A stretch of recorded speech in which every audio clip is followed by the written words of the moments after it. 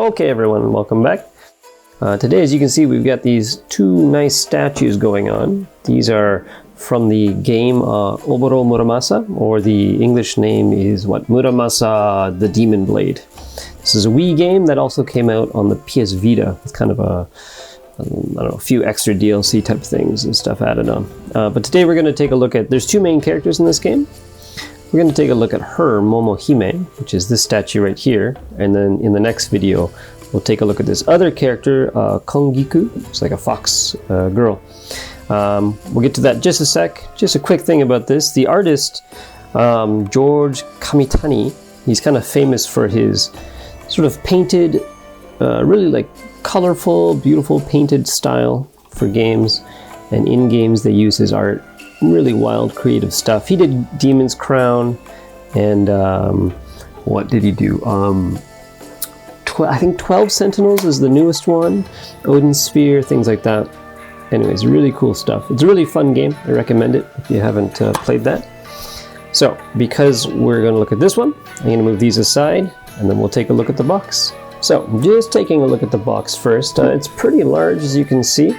The figure is 1/8 scale, as you can see right there, 1/8 scale, pre-painted figure. So she's big, but the box is huge. It's got a nice big window there, so we can see the statue inside. I keep saying figure, but I guess it's more of a statue, huh? I like how they incorporated the little sakura cherry blossom petals printed on the plastic to kind of incorporate this and draw it through. The Fox Girls got it too. Take a look at that next time though. What do we have here? Some information. So the sculptor's name and the paint master's name. Logo from the game. Because it's saying the two dates, I think this is the Wii release and this was the Vita release. I'm not sure when the statue came out. It's not new. It came out a while ago. On the side, we've just got an image of the figure itself there. Same information right there. The back is pretty simple. We've got this, just a nice flowery design here. Same information in a window, kind of like the fan shape or something like that. And the side is once again just two nice shots of the statue. Top is kind of the same. And bottom is the technical information, so you're welcome to pause that and look through all of that if you want to. Now this one I got, this one's sealed and brand new. This one has actually been opened, but it seems to be in pretty great condition. So we might not even have to cut any tape here. I think it's already open a bit. So let's crack her open and see what we got. Inside of the box is just plain yellow.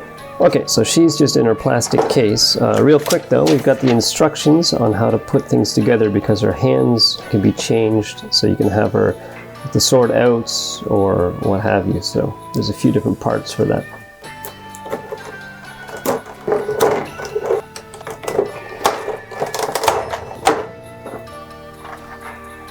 Okay, I'm gonna take her out of here safely. Because this is a used statue, I think this, like her hand was falling around there a bit, but should be okay. I think from what I understood, everything was in tip-top condition. That base has a little bit of weight to it. Okay, so these are all the pieces, just straight out of the box. So let's see, maybe I should be following these instructions on how to put it together.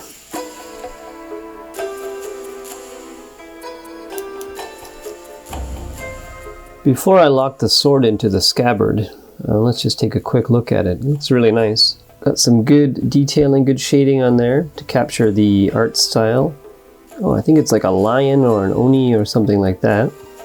The underside has it as well, that's cool. Coming out of the mouth. And then the blade is quite well done, really straight. It's kind of a hard but maybe brittle plastic. You got to be careful with that.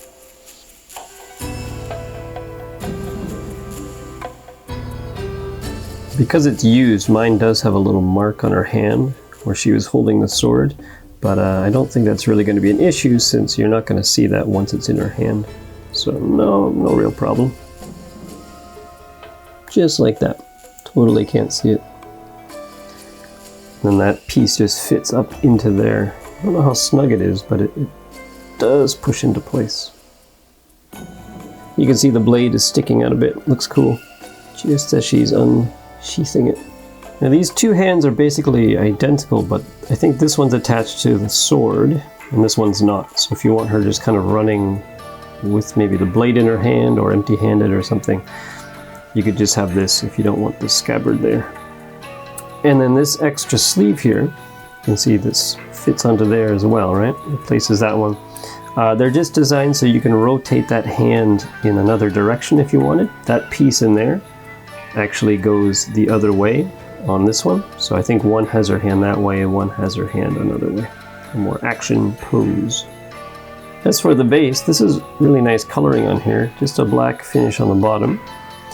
But we've got some really nice bubbling brook going through here and some really cool rocks. They really did capture the coloring style of the game. Actually, it looks really similar to it. And you got a nice, I was surprised by this, but a nice metal peg. Usually they're plastic. And the problem with the plastic ones is over time, a heavy figure will start to like lean over or something. But the metal one, I imagine, is to help circumvent that problem. So looks pretty good. And that just pops into her foot. Before we put that on, look at the nice coloring on that. Even on the foot that's going to be hidden, they went and detailed the sandal and everything like that. Really nice. There you go. Nice and sturdy, actually. Works really well. And she's got a really light step.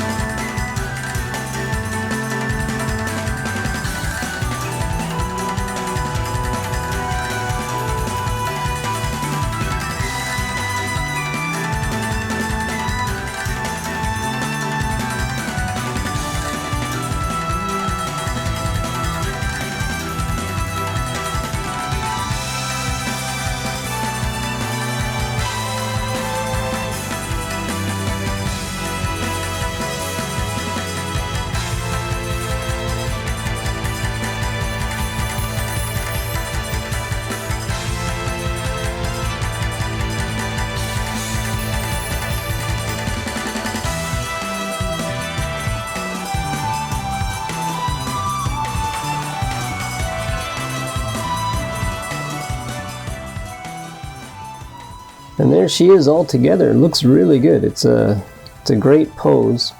In the game, you spend a lot of time running along side to side, as it is a 2D platformer. And then there's battles, of course, on the way. So this does a really good job of kind of capturing that essence, I would say. And the colors are great. So let's take a closer look and we'll look at everything in detail.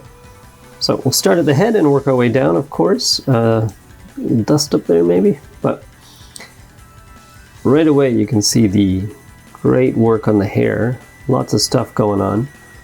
Mine might have a little scrape there, I don't know, but in hand it's not really that noticeable. But there's a lot of color variation in the hair. You can see light browns and dark browns and stuff. It goes all the way in there. Lots of detailing in there, and I like how it's crisscrossing at the back. At the front she's got the beautiful flowers adorning both sides. Lots of good color there. Everything has these multiple color apps, which is really nice. And then her comb, her decorative comb, also decorated with flowers and things like that. Tucked in there. And everything just has a nice little wash and highlights and stuff on it. As for her face, I think they did a good job. So the idea in the game is that she's a normal girl who is going to get married, and then like a demon spirit kind of takes over her and she has to do something for it. And so she's kind of this normal cute girl that becomes this fighter. So I think this captures that well. I like the shading both around the eyes but also in the eyes. There's a bit of a red shade in there which looks really good. Once again, it really adds to matching the art style of the game. There's a bit of blush, a little bit of lips there. Even the ears, I think, have a bit of shading. Moving on, we've got the sort of samurai style shoulder pads on each side. One on the back too. I like how they're kind of a rougher texture, you can see in the lighting there, which is a nice contrast to the kimono and things like that, or I guess it's their, yeah, kimono. Then on the back we've got this big ribbon, which I think is part of the obi, the belt here. This is the bow for it, and that's got some flower applications on it too. Hey, whoa, not looking down there yet. But that goes all the way around at the back. Then her sleeves are this nice yellow to pink coloring, once again with flowers. These are just printed on both sides, and on this one too, both sides. Then we've got the cord on the obi too, which has a nice little paint app. Just everything's looking really good. Her arms, she's got a little bit of armor on there as well, which has a bit of like a metallic, I guess, brush over it, something like that, a little airbrushing or something, which is nice. It's black, but it has a bit of a metallic sheen, and then the trim and everything on it. On the underside, oh, we've even got a little cord where it ties onto her. Her hands are nice. She's got a little glossy nail polish on each. Nothing too striking, but it just adds a nice little touch to it. And the hands are sculpted well. Then, as I was showing before, the sword has a lot of good detail. You can see the scabbard there. Got a nice design running up it. Very shiny. And the cord holding it all together, and then the sword itself, as I showed before, it looks really good. So then her kimono, it's rather short, but it does the job. It almost covers things. Creates a nice image. She's got some good shading on her skin. Like, she doesn't have too much exposed skin except for her legs, but what she does have, it's very soft looking, and it's got some nice shading. You got a little pair of undies in there that continues on actually under and everything as well. Then continuing on to the legs, we've got some black and then these purple pink wrappings.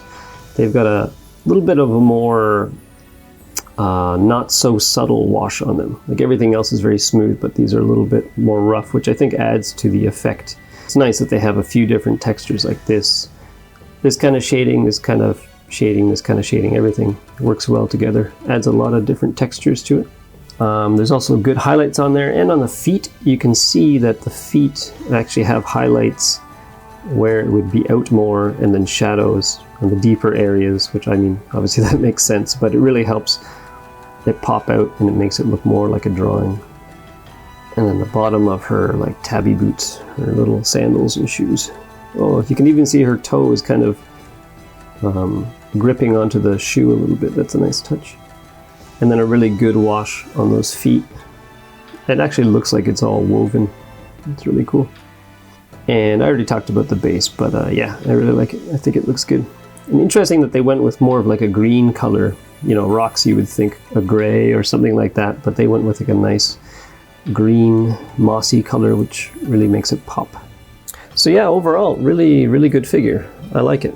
Once again, this came out a few years back, so I don't know how hard it would be for people to find, but here in Japan, looking online, I was able to find several sellers, so it might still be possible. And I'm looking forward to opening up the other one as well, Kongiku, the fox girl. They should be in scale with each other. This is part of the same line. They're both 1/8, it says, although she looks quite a bit bigger, but in the game she is bigger, so I guess that makes sense. This video was also posted over on my gaming channel, which has videos of visiting arcades in Japan and hard-offs like retro game shopping in Japan and stuff like that. So if you're interested, I'll leave a link down below and you can go check that out. Thanks for watching. If you have any questions or anything, leave them down below and I'll do my best to answer. And join me next time. We'll take a look at her. Okay, bye-bye.